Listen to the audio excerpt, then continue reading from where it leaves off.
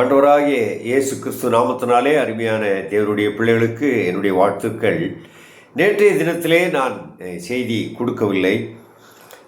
ஒரு 5 பேர் எனக்கு தொலைபேசியிலே தொடர்பு கொண்டு கேட்டனர். 5 பேர். நான் ஒரு 150லிருந்து 170 பேருக்கு அனுப்புகிறேன். 5 பேர் மாத்திரம் கேட்டார்கள். அதற்காக நான் அப்படிப்பட்ட தேவனுடைய பிள்ளைகளுக்கு நன்றி செலுத்துகிறேன். ஒருவேளை ஒரு 5 பேர் முதல் 10 பேர் வரை முழுமையாக நான் கொடுக்கும் செய்தியை பார்ப்பார்கள்.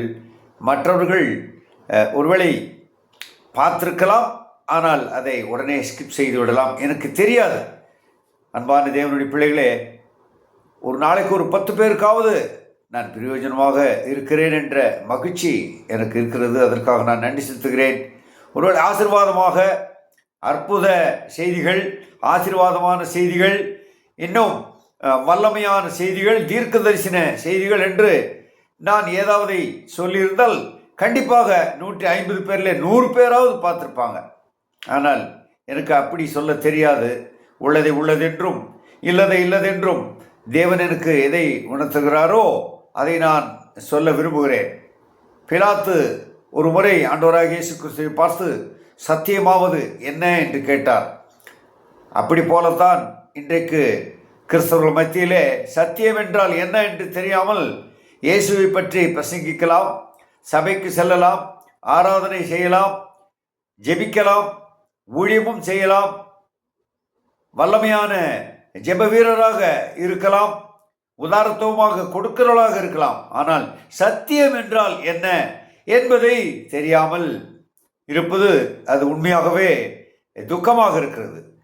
பக்தி கிறிஸ்தவர்களாக இருக்கிறார்கள், சத்தியத்தின் பாதையிலே அறியாமல் இருப்பது அது வேதனைக்குரியது.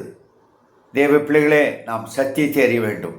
நானே வழியும் சத்தியமும் ஜீவனுமாய் இருக்கிறேன், என்னாலே அல்லாமல் ஒருவனும் பிதாவினிடத்தில் வரான் என்ற இந்த சத்தியத்தை நாம் அறிய வேண்டும். இப்பொழுது அப்படிப்பட்ட ஒரு 5 பேருக்காக நான் நன்றி செலுத்துகிறேன். அதாவது 10 பேருக்காக நான் நன்றி செலுத்துகிறேன். தொடர்ந்து பார்க்கிற தேவ பிள்ளைகளுக்கு நன்றி செலுத்துகிறேன். ஒரு வசனத்தை நான் வாசிக்கிறேன். நாம் தேவனுடைய ஊழியத்தை ஒருமித்து செய்ய தேவன் நம்மை இழைக்கிறார். அதாவது ஊழியம் என்றால் பொதுவான ஊழியம் அல்ல, சத்தியமான ஊழியம்.